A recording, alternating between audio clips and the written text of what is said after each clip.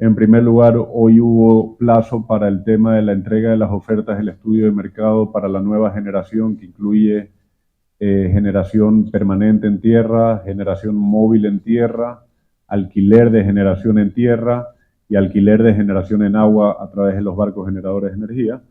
Y hoy hemos recibido bastantes ofertas que las estamos organizando y tabulando en una sola para poder hacer un comparativo y poder tomar decisiones y arrancar el proceso formal, que tiene una hoja de ruta que incluye varias instituciones del Estado, entre las que se incluyen Ministerio de Ambiente, Secretaría de Planificación, Ministerio de Economía y Finanzas, Presidencia de la República, incluso Contraloría del Estado. Entonces eso es un tema relevante e importante, porque a pesar de que antes teníamos varias ofertas realizadas en el anterior, estas no estaban configuradas o estandarizadas y no teníamos un método para comparar peras con peras, sino que eran comparaciones que no necesariamente eran equivalentes. Y otro tema que es importante es que estamos pidiendo bastante énfasis en el tema del combustible que se use para la generación eléctrica, hablando de termoeléctricas, porque eso puede generar costos de operación que son significativamente más altos si es que es un tipo de combustible versus otro tipo de combustible que nosotros acá producimos como descarte de la producción de petróleo, ¿no? Hoy en particular, la demanda que se proyectó de parte de la SENACE ha sido superada en la realidad por alrededor de 140 megavatios. No obstante, no hemos aumentado el número de horas para tratar de afectar lo menos a la población, y sabiendo que los embalses en algo se han venido llenando, que es el objetivo primordial de esto de acá, ¿no? ¿Cómo se han llenado los embalses? Al corte de las 3 de la tarde tenemos aproximadamente 0.6 metros más de cota en Mazar y aproximadamente 1 metro más en Paute, que son dos de las represas más importantes. Recuerden que el embalse de Mazar, una vez que produce o se abren las compuertas, llega al embalse de Paute para generar energía en Paute, ¿no? Una buena noticia es que mañana el déficit de energía, los sábados y domingos normalmente la demanda es menor que un día de la semana. Mañana el déficit, considerando esa reducción de la demanda, va a estar de cerca de los 5 gigavatios hora, y eso va a generar que los cortes sean un par de horas, 3 horas, eso depende de la empresa distribuidora, con la excepción de la gente de La Aurora y de Daule, que tiene la afectación por la estación Pascuales, a la cual se le está dando mantenimiento. Leo muchos comentarios de molestias en esa zona y es entendible. Hoy ha habido bastantes cortes allá por el tema del mantenimiento. Me informan que ese mantenimiento es estrictamente necesario y de emergencia, porque si no las consecuencias de no hacerlo pudieran ser mucho peor. Y ese es el reporte sobre ese tema. Y lo más posible es que el domingo no haya cortes. Como les estoy hablando, sábado y domingo la demanda es tan poca que si es que el déficit es de 5, digamos, comparativamente entre un miércoles que es de alto consumo y un domingo, siendo la demanda menor el domingo, si yo quiero cortar el mismo número de megavatios, me va a tomar más horas el día domingo, más horas de corte, obtener ese déficit que tengo. Entonces, por ese motivo se ha decidido no cortar el domingo y oportunamente estaremos comunicando los horarios del día lunes en adelante. Me voy a volver a pronunciar sobre el tema de las planillas de luz y los incrementos que ha habido. Y aquí hay un tema importante que ha saltado en las redes sociales, que es cómo se determina los valores de la planilla. Cuando se va a chequear el medidor un día, por ejemplo, arbitrario, el 20 de abril, lo más probable es que la planilla sea hasta el 19 o el 20 de abril, y por la ley se puede hacer 28, 33 días antes de ese corte, ¿ya? Entonces, sí es normal, no es fuera de lo normal, digamos, que en una planilla de luz hayan 32 días o 28 días. Eso varía de acuerdo al usuario, pero es lo que la ley permite. Nunca la planilla es del 1 de enero al 31 de marzo. Entonces tenemos esa disyuntiva, que es justamente cuando se va a hacer la lectura del medidor días antes. Es como un rango de fechas que tiene la gente de la distribuidora para chequear eso, el medidor. Dicho esto, lo que estamos notando son cosas, he pedido la data para ver cómo se está comportando y hemos encontrado cosas que son inusuales y que la verdad es que todavía no le encontramos la explicación del todo, pero por ejemplo, entre el 2023 y el 2024 hubo meses que se llegaron casi al 30% de incremento. Por ejemplo, el mes de julio del 2023 versus julio del 2022 hubo hasta un 23% de incremento en los consumos, ¿ya? Y esto es para la parroquia de Tarqui. He tomado Tarqui como un ejemplo por ser casi el 30% de los medidores. Y, por ejemplo, en abril del 2024 versus abril del 2023 es casi un 20% de incremento de consumo, ¿ya? Lo curioso es que entre abril del 2024 y abril del 2023, el consumo promedio de la parroquia Tarqui incrementó de 300 kilovatios hora a aproximadamente 340. Y lo que pasa es que la mayoría de gente en promedio está pasándose del escalón en donde paga 10 centavos a 10.5 centavos por kilovatio hora. Y eso evidentemente genera un cambio en la planilla. Hemos hablado con expertos en temas de climatización y nos dicen que es un hecho, gente que instala aires acondicionados, que es un hecho el tema del mayor calor, y es un hecho también que en este país los equipos que se compran normalmente, aires acondicionados tipo split, son de baja eficiencia y eso está generando un problema que creo que va en coherencia con la data, aunque no lo hemos confirmado. Este es un tema que lo estamos conversando ahora último para entender un poco por qué están estos incrementos de luz. Sí, yo hablé con el ministro de Energía de Colombia y le manifesté que queríamos que se restablezca la conexión. Cuando nosotros tenemos la mayor generación de nuestra oferta, se produce en Coca-Cola Sinclair, cuando está funcionando. ¿Qué es lo que ocurre en esta presa? Que en la captación hay veces que viene con muchos sedimentos que se miden en las partes por millón de sedimentos. Cuando sube de cierto nivel, lo que tienen que hacer los técnicos que operan la presa es cerrar las compuertas para que no pase estos sedimentos en la turbina porque la pueden dañar. Como significa tanto esa generación para nuestro sistema, lo que termina ocurriendo es que se chupa algo de energía del sistema de Colombia, ¿ya?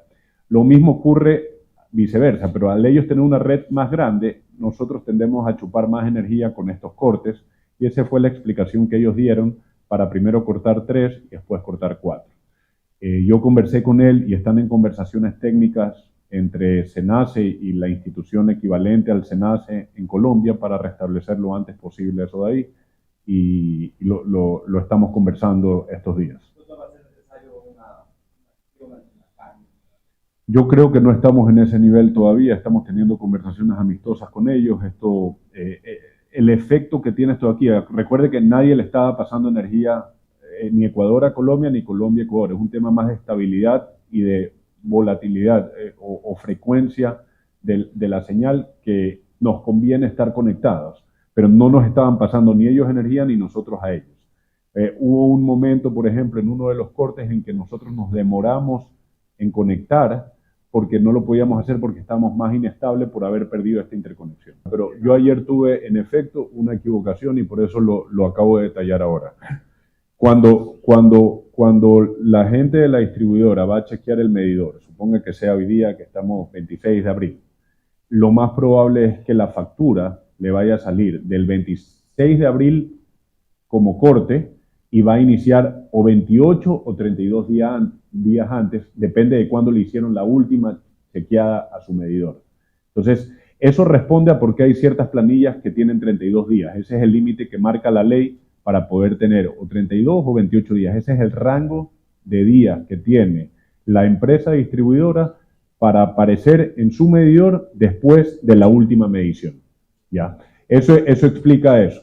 Y por otro lado, entonces, en ese sentido, la gente que tiene facturas hasta el 20 de abril tendrá los 2 días de corte. Sin embargo, lo que estamos viendo nosotros es que en promedio, por ejemplo, le está dando el ejemplo del consumo promedio en la parroquia Tarqui, en abril se está consumiendo promedio 330 kilovatios hora respecto a marzo, en donde se ha consumido, el consumo promedio en Tarqui es 300 kilovatios hora. El solo hecho de pasar del límite de 300, en donde se paga un valor, y excederse en 300, ahí se paga otro valor y por eso hay un incremento en la planilla. ¿Ya? Tenemos que ver el tema de lo que tenemos que confiar en los medidores que tenemos, digamos. Una hipótesis que se planteó es el tema del calor. Yo no lo puedo asegurar que sea eso de ahí, pero justamente lo que estábamos hablando con expertos en climatización es que nos dicen que mucho también tiene que ver la eficiencia de los aparatos que hoy en día se están vendiendo en el mercado, que consumen mucho más para llegar a una temperatura. Es decir, si usted, por ejemplo, pone el aire en 20 grados, en 20 grados y hace mucho más calor, ese aire va a tener más esfuerzo y va a consumir más energía para llegar a esa temperatura. Y eso puede llegar a tener un efecto importante. No estábamos planteando, es un hecho de que hemos empezado pruebas desde el miércoles en la tarde, miércoles, jueves y viernes, y es un tema en donde estamos evaluando toda la eficiencia que puede llegar a tener con los pluviómetros de la zona donde se ha hecho ese trabajo, y no se puede dar más detalles todavía porque estamos en periodo de prueba. Mire, la idea es ir a la baja. ¿De qué depende ir a la baja? Del déficit diario. El déficit diario depende de la demanda que tengamos y la oferta que tengamos. Si nosotros llegamos a lograr a 5 gigavatios hora entre semanas, ya vamos a tener mucho más estabilizado el tema. El objetivo al mismo tiempo tiene que ser que acumulemos agua en los embalses más importantes para llegar al siguiente estiaje, y eso también dependerá de la nueva generación y el mantenimiento de cierta generación que estamos trayendo producto de esta emergencia, ¿no?